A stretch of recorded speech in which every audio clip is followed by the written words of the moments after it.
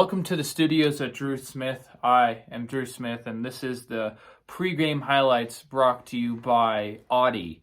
And today's matchup, we have Jefferson Academy and Kent Denver.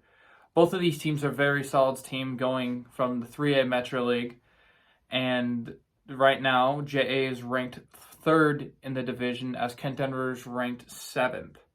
Well, the history of these two clubs are just very, very tight as they met up in the 2016 state championship final, where Kent Denver beat JA 4-3 in penalty kicks. The key concepts for today's game is the Jefferson Academy Jaguars has to have a very solid midfield, as early in the season they struggled to move the ball from the midfield to the attacking line. And the defense needs to also have a very strong and intense game for any chance of a Jaguar victory. A cool statistic here for the Jaguars is they've never won on Sun Devil territory, so this win will be a very influential win and will help them qualify for the 2021 playoffs.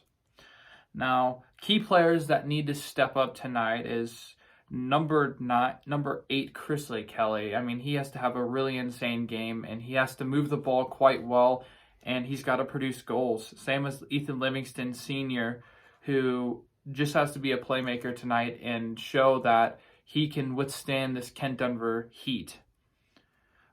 Jeremiah Davis will not be here due to some complications, so that'll be a big killer for the Jefferson Academy midfield. But we still have Ford and Jonah, two very, very influential players who will make ginormous impacts into today's game.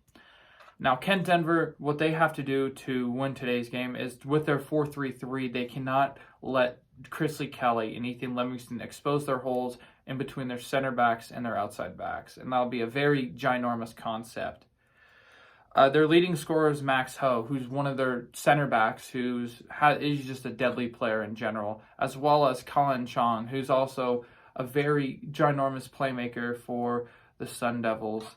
Up top, they also have TJ Gibson, who's also very, very talented with his feet and his cutbacks, which will also make a ginormous influence if he plays well.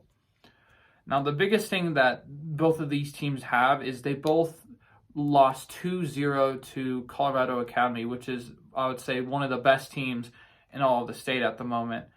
But the true champion of this game will be proven by who will work the hardest for 80 minutes or more if it leads to that.